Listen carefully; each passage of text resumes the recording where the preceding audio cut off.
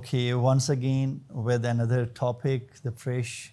So we have to but relate with the first two, that was the figurative language and that elements of that. But today the narrative, the tone, much like novels, creative nonfiction is the stories have a beginning, middle, climax and end, which these end stories narrative by using different techniques over there into the story. And the fourth one is subjectivity. Now this thing matters a lot. For example, I gave you the content that the highlightation. For example, there are four things: democracy, then it is the tenure, then it is the politicians, then it is the you may say that international pressures. Now every word has a subject in it. Overall, all of them are interrelated, that are interrelated with international relations. We call this subject as an international relations, but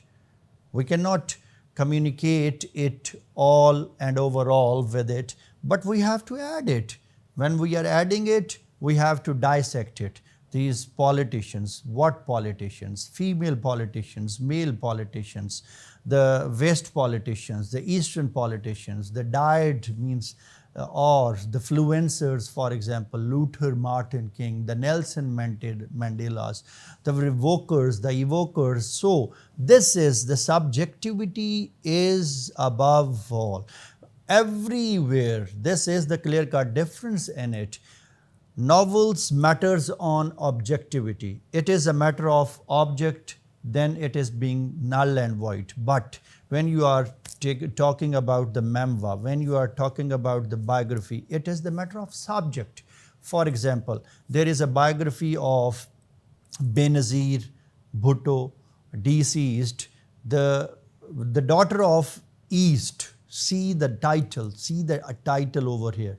Now this shows the magnitude of subject. So this is, or in feminism, we are discussing about the Mary Wollstonecraft. Here once again, the Mary Wollstonecraft. This is the name of that first who duly coined the term of feminism. So subject matters in these things. Next, you're moving forward. Then there's first person point of view. In terms of structure, creative nonfiction borrows elements from fiction such as chapters, acts, nonlinear timelines, pacing. Creative nonfictions shape events into the stories in a way that flow naturally and keeps readers into that.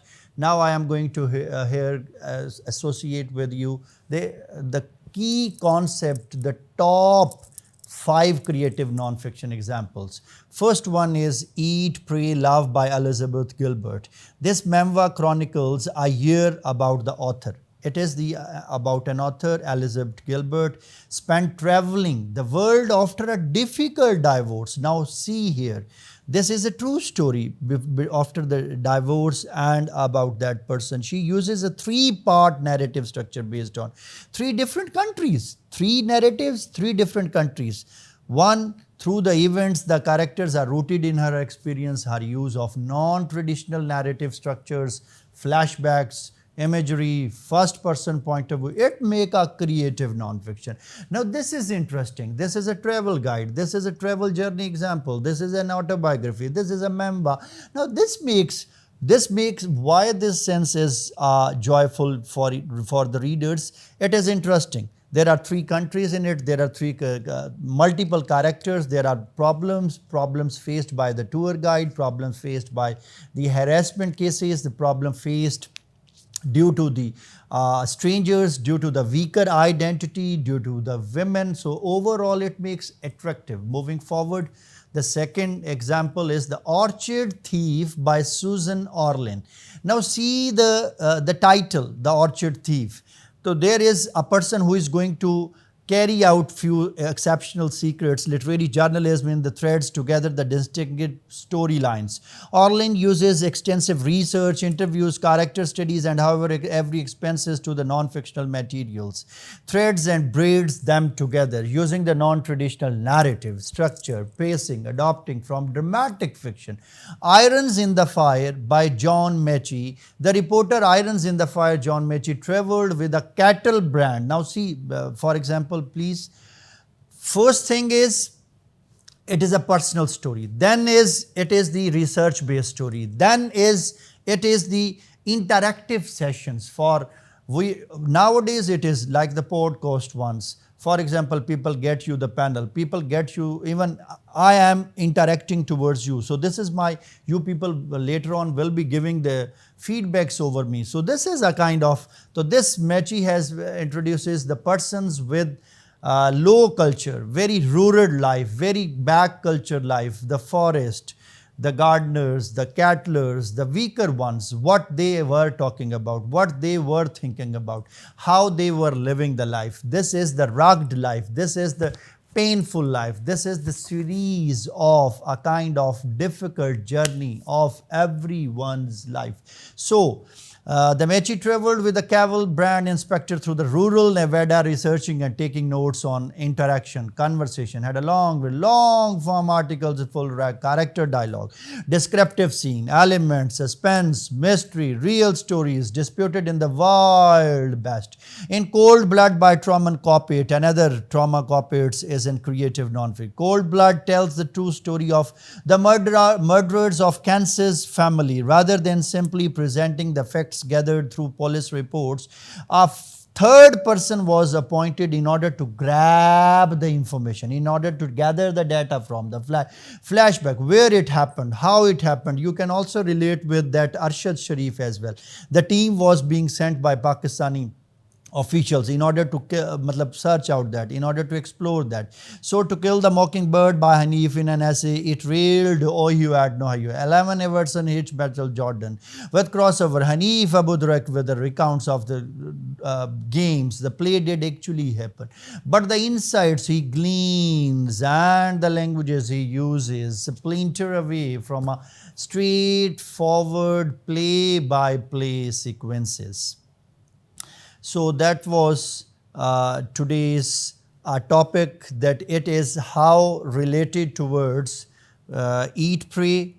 I'll tell you a story of mocking a killing bird. So what is mocking a killing bird? It is a realistic picture and a dualistic story of an unfavored, deceased black female. The black female who was from Ethiopia or somewhere like that black region. Their women are not being promoted, their women are not being supported. The females are similar like to that unequal and uneven distribution of basic rights. They were not given the right to move, they were not given the right to decide, they were not given the right to plan. So this is how it is suppressed, it is being addressed, it is being depressed on a desperate, for example, anxiety and fear. The whole theme is being portrayed in a mockingbird, where the bird is a metaphor to the Razi, that is a character which I have already explained to you, that a female weaker one Razi, that is being familiar with the birds. Already birds have flyings, so they said that she had identity, she had name, she had 3 children, but still she was considered to be women. On behalf of what? 3 things. She was black female, she was from Ethiopia, and she was of means having the dull complexions. So these things are being highly overreacted in the whole memoir. She is being victimized, she is being seduced, she is full of oppressive behaviors.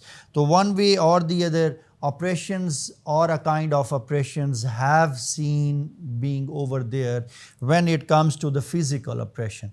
So her husband used to betray her, not in emotions, but as far as beating was concerned. So she has been practiced by the suitor of physical violence. So secondly, it was the social. She was not given with enough finances that how to move on, how to dress on, and how to pursue that lifestyle, the modern lifestyle, because she was not given with more and more income or more and more data that was being used in order to civilized, in order to cultivized, or in order to look Gen Z. Moreover, the rest of the two things were also part of it. That was the gendered operation.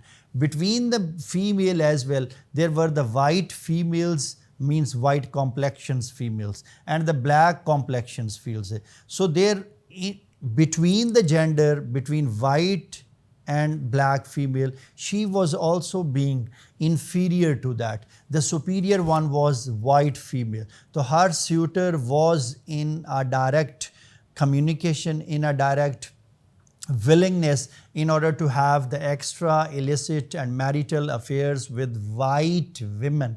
But on the behalf, she was black, she had no other things, she has even no right to go into the open market to go for the grocery. So this shows the gendered. And the last thing, at once when she was being divorced, when she had nothing to do with former or the first husband, but still she was being highlighted again and again that she is a weaker creature, she is not decent, she is irregular.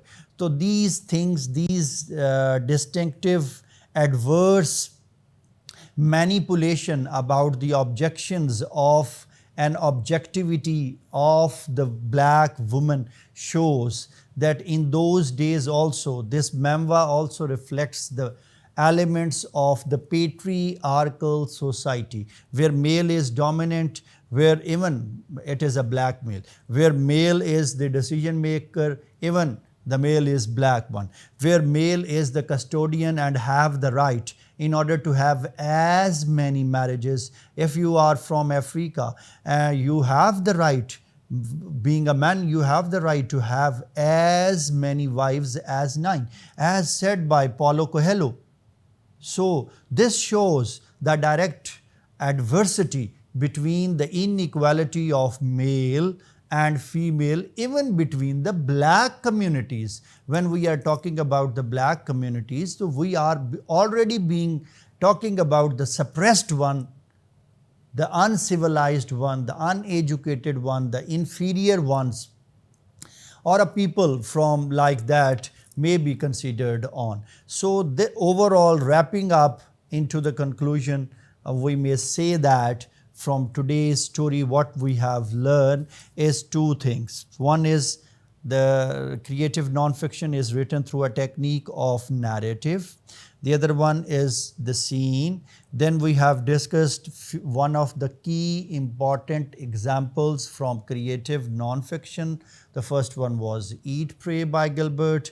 The second one was The Thief. The third one was the Suzanne. The fourth one was, and at the end I have given you the complete, full-fledged summary on how the mockingbird kills by, because this is a narrative and a narrative of the African society to pass on. Here there is one quotation I will quickly I am quickly going to give a thematic analysis of 3 lines on that. Quotation is, it is not a story to pass on.